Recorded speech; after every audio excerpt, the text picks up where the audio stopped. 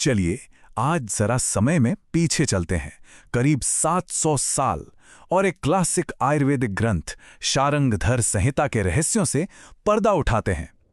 हम मिलकर एक ऐसे अध्याय को समझेंगे जो हर्बल दवा के सबसे पुराने और शक्तिशाली रूपों में से एक को समर्पित है, औषधीय लेप, या कहें तो पेस्ट। तो आज हम क्या क्या देखने वाले हैं? हमारा सफर शुरू होगा कल्क कल्पना के पीछे की सोच को समझने से। फिर हम देखेंगे कि ये कल्क आखिर है क्या और इसे बनाते कैसे हैं। हम कुछ खास नुस्खों पर भी नजर डालेंगे, लहसुन पर एक बहुत ही दिलचस्प केस स्टडी में उतरेंगे, और आखिर में इन सबको जोड़कर ये समझने की कोशिश करेंगे कि ये पूरी आयुर्वेदिक प्रणाली के बारे में क्या बताता है।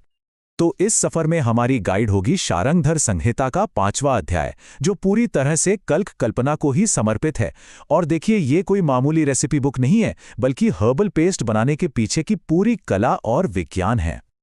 हाँ, और ये बात समझना यहाँ पर बहुत ज़रूरी हो जाता है। इसे घरेलू नुस्खों की किताब समझने की गलती मत कीजिएगा।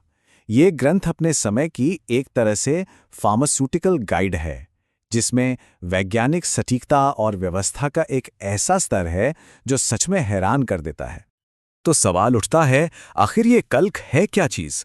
चलिए इसका जवाब ढूंढने के लिए सीधे चलते हैं मूल ग्रंथ की तरफ। तो सोचिए, ये किसी भी जड़ी बूटी को मरीज तक पहुंचाने का सबसे शुद्ध, सबसे सीधा तरीका है। ना कोई गर्मी, ना कोई प्रोसेसिंग। मतलब पौधे की जो पूरी की पूरी ताकत है वो ताज़ी पिसी हुई वहीं की वहीं मौजूद है, और यही ताजगी इसे आयुर्वेद की सबसे असरदार तैयारियों में से एक बनाती है। और देखिए, ग्रंथ में आगे बढ़ते ही इसकी खासियत सामने आने लगती है।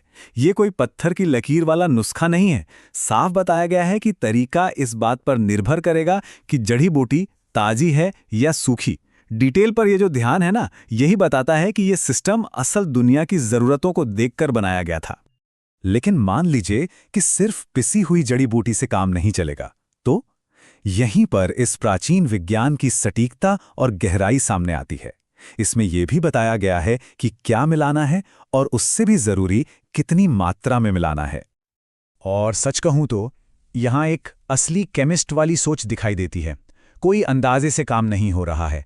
ये एक पूरी तरह से स्टैंडर्डाइज प्रक्रिया है, एकदम सटीक गणित वाले अनुपात हैं, ठीक वैसे ही जैसे आज के जमाने में कोई दवा तैयार की जाती है। जरा इन अनुपातों पर नजर डालिए। शहद या घी मिलाना है तो 2 गुनी मात्रा में, लेकिन चीनी बराबर मात्रा में। और अगर कोई तरल चीज मिलानी है जैसे काढ़ा, तो वो 4 गुना होगी। ये सिर्फ सुझाव नहीं है, बल्कि फॉर्मूला बनाने के पक्के नियम हैं। और यही बात साबित करती है कि ये कोई सुनी सुनाई बातें नहीं, बल्कि एक ऐसा विज्ञान है जिसे बार बार दोहराया जा सकता है, और हर बार एक जैसे नतीजे मिलेंगे। अच्छा, थ्योरी तो हमने समझ ली। अब देखते हैं कि ये असल में काम कैसे करता था। इस ग्रंथ में कुछ बहुत ही दिलचस्प उदाहरण दिए गए हैं कि कैसे इन पेस्ट का इस्तेमाल अलग अलग बीमारियों के इलाज में होता था। अब जरा इस सिस्टम की वर्सेटैलिटी देखिए, कमाल की है। खासकर नीम का उदाहरण देखिए। एक ही जड़ी बूटी, उसे घाव पर लगाने के लिए भी इस्तेमाल किया जा रहा है, और अंदरूनी बीमारियों से लड़ने के लिए खाने में भी। ये दिखाता है कि उस समय एक ही पौधे के अलग अलग गुणों और उन्हें कैसे इस्तेमाल करना है, इसकी कितनी गहरी समझ थी। और ये कोई सिंगल इंग्रेडिएंट वाले सीधे साधे नुस्खे नहीं हैं। ये उदाहरण दिखाते हैं कि कैसे उस जमाने के वैद्य किसी मास्टर फार्मासिस्ट की तरह काम कर रहे थे। वो हर बीमारी के लिए खास जटिल फॉर्मूला बनाने के लिए कई चीजों को एक साथ मिलाते थे। अच्छा, इस सिस्टम की गहराई को अगर सच में समझना है ना, तो चलिए इस अध्याय की सबसे डिटेल्ड तैयारियों में से एक को देखते हैं। वो है रसून कल्क, यानी लहसुन का पेस्ट। और यहीं पर विज्ञान और कला का असली संगम देखने को मिलता है। और ये वैसा नहीं है जैसा हम किचन में लहसुन की एक कली कूट लेते हैं। नहीं, ये उससे कहीं ज्यादा है। ये एक बहुत ही सोची समझी, सावधानी से की जाने वाली प्रक्रिया है, जिसका मकसद लहसुन को एक आम खाने की चीज से एक शक्तिशाली दवा में बदलना है। ये पूरी प्रक्रिया अपने आप में प्राचीन फार्माकोलॉजी का एक शानदार उदाहरण है। हर स्टेप का एक मकसद है, जैसे अंकुर निकालना ताकि एसिडिटी कम हो, छाछ में भिगोना ताकि उसकी तेज गंध थोड़ी कम हो जाए, और जो आखिरी स्टेप है जिसमें दूसरी जड़ी बूटियां मिलाई जाती हैं, वो एक सिनर्जेस्टिक इफेक्ट पैदा करने के लिए है। मतलब जो फाइनल मिक्सचर बनेगा वो अपने अलग अलग हिस्सों के जोड़ से कहीं ज्यादा ताकतवर होगा। और यहीं पर आयुर्वेदिक सोच अपने समय से बहुत आगे निकल जाती है। इलाज सिर्फ दवा देने पर खत्म नहीं हो जाता था। रोगी की पूरी लाइफस्टाइल को इलाज का ही एक हिस्सा माना जाता था। ये वही कॉन्सेप्ट है जिसे आज हम होलिस्टिक मेडिसिन कहते हैं। ये स्लाइड इस होलिस्टिक अप्रोच को बहुत अच्छे से दिखाती है। सिर्फ ये नहीं बताया गया कि क्या खाना है, बल्कि ये भी कि क्या नहीं खाना है। और जरा आखिरी पॉइंट पर गौर कीजिए, क्रोध, मतलब मरीज की इमोशनल स्टेट को भी इलाज की कामयाबी के लिए जरूरी माना जाता था। कमाल है। तो ये सारी डिटेल्स, ये सब मिलकर हमें उस बड़ी ज्ञान प्रणाली के बारे में क्या बताते हैं जहां से ये सब आया है?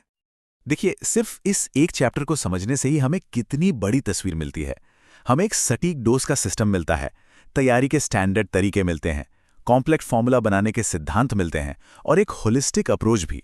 अगर संक्षेप में कहें तो ये एक अध्याय अपने आप में एक बहुत ही सोफिस्टिकेटेड और व्यवस्थित चिकित्सा परंपरा का छोटा सा रूप है। तो निष्कर्ष बिल्कुल साफ है। शारिंगधर संहिता में जो ज्ञान है वो सिर्फ साधारण घरेलू नुस्खे नहीं हैं, बल्कि ये वैज्ञानिक और व्यवस्थित ज्ञान का एक ऐसा खजाना है जो अपने तरीके से किसी भी मॉडर्न फार्माकोपिया जितना ही सख्त और सटीक है। और ये सब हमें एक सवाल के साथ छोड़ जाता है।